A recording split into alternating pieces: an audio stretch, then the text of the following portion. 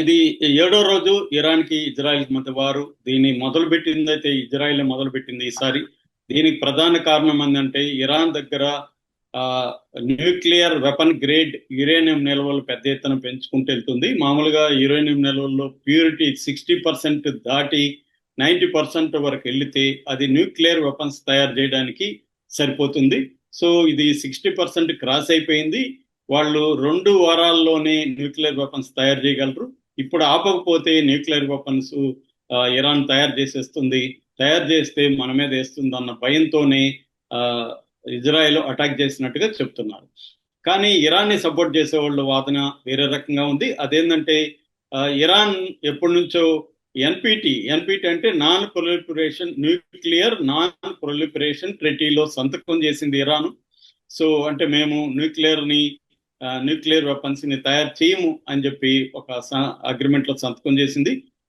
అట్లాగే IAEA IAEA అంటే international atomic energy agency.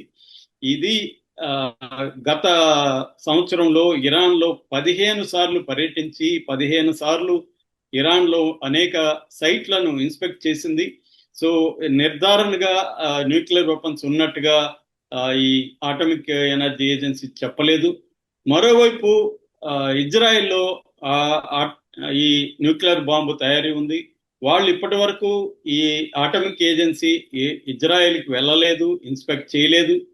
So ఒక పక్క న్యూక్లియర్ వెపన్ పెట్టుకున్న ఇజ్రాయెల్ న్యూక్లియర్ వెపన్స్ లేని ఇరాన్ మీద ఈ సాగుతో దాడి చేసి కంట్రోల్ చేయాలని ట్రై చేస్తుంది. దీని వెనక ట్రంప్ ఉన్నాడు. ట్రంప్ కుక్క అయితే ఇజ్రాయెల్ తోక, తోక కుక్కను ఆడిస్తున్నట్టుగా ఉంది. అంటే ఇజ్రాయెలే అమెరికాను ఆడిస్తున్నట్టుగా ఉంది. ఎందుకంటే ఇజ్రాయెల్ ఈ మిడిల్ ఈస్ట్ లో కంప్లీట్ గా ఆధిపత్యం కోసమే ఈ పని చేస్తుంది. అంటే ఇరాన్ ఒకటే దానికి ధీటుగా నిలబడుతుంది. పాలస్తీనాను ఆల్మోస్ట్ నాశనం చేసేసింది. గాజాలో ఈ 2 ఏళ్లలో దాదాపు 56,000 మందిని అతి దారుణంగా చంపేసి ఇంకొక 10 లక్షల మంది చనిపోయే అవకాశాలు అక్కడ కల్పించింది. ఒక నిర్బంధ జైల్ని అక్కడ తయారు చేసింది. ఇటు లెబనాన్ మీద అటాక్ చేసింది. సిరియాలో ఉన్న ప్రభుత్వాన్ని మార్చేసి తమకు అనుకూలమైన ప్రభుత్వాన్ని అమెరికా ఇజ్రాయెల్ పెట్టుకోగలిగారు. ఇక మిగతా దేశాల నుంచి ఇజ్రాయెల్కి ఎటువంటి థ్రెట్ లేదు. ఒక ఇరాన్ నుంచే ఉంది. ఆల్రెడీ ఇరాక్ ను కూడా వాళ్ళు ధ్వంసం చేసేసి తమకు అనుకూలమైన ప్రభుత్వాన్ని సద్దాం హుస్సేన్ ని చంపేసి తమకు అనుకూలమైన ప్రభుత్వాన్ని పెట్టుకోగలిగారు. ఇలాగా అంటే ఒక ముస్లిం కంట్రీ అక్కడ ఒక తలెత్తుకొని నిలబడే పరిస్థితి లేకుండా అందరినీ కంట్రోల్లోకి తెచ్చుకోగలిగారు ఇజ్రాయెల్ అండ్ అమెరికా. ఒక్క ఇరాన్ మాత్రమే గట్టిగా నిలబడింది. దానివల్ల ఇరాన్ని దెబ్బతీయడం కోసం ఈ సాకు పెట్టుకొని ట్రంప్ 60 రోజులు టైం ఇచ్చి 60 రోజుల్లో నేను చెప్పిన ఒప్పందం మీద సంతకం చేయమని బెదిరిస్తున్నాడు. సో మరోవైపు ఏమో ఇదే ట్రంప్ న్యూక్లియర్ వెపన్స్ ఉన్న పాకిస్తాన్, టెర్రరిజాన్ని ప్రోత్సహిస్తున్న పాకిస్తాన్ మిలిటరీ చీఫ్ అసీం మునీర్తో మాత్రం నిన్న ప్రైవేట్ డిన్నర్ లో పాల్గొన్నాడు. సో అని వీళ్ళు వాదిస్తున్నారు, ఇరాన్ని సపోర్ట్ చేసేవాళ్ళు.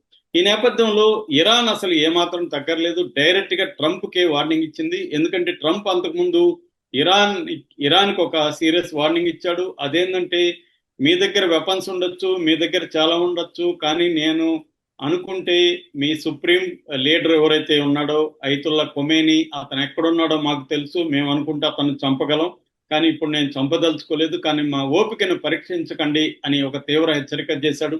ఒక దేశ సుప్రీం అధినేతను ఇంకొక దేశ సుప్రీం అధినేత ఇలా బెదిరించడం అనేది ఇవాళ మొత్తం ప్రపంచ ప్రజలు జీర్ణించుకోలేని పరిస్థితి.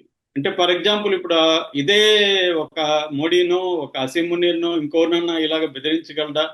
ఒక దేశ సుప్రీం అయిన అధినేత నువ్వెక్కడున్నావు నాకు తెలిసి, నేను అనుకుంటే నేను చంపగలను అని బెదిరిస్తున్నాడంటే అమెరికా ఏ స్థాయిలో ఒక రౌడీలాగా, ఒక ఇంటర్నేషనల్ రౌడీలాగా బిహేవ్ చేసి నీ ఇంట్లో నిన్ను చంపగలను నేను అన్నట్టుగా మన సినిమాలో బాలకృష్ణ డైలాగ్ లాగా ట్రంప్ మాట్లాడుతున్నాడు.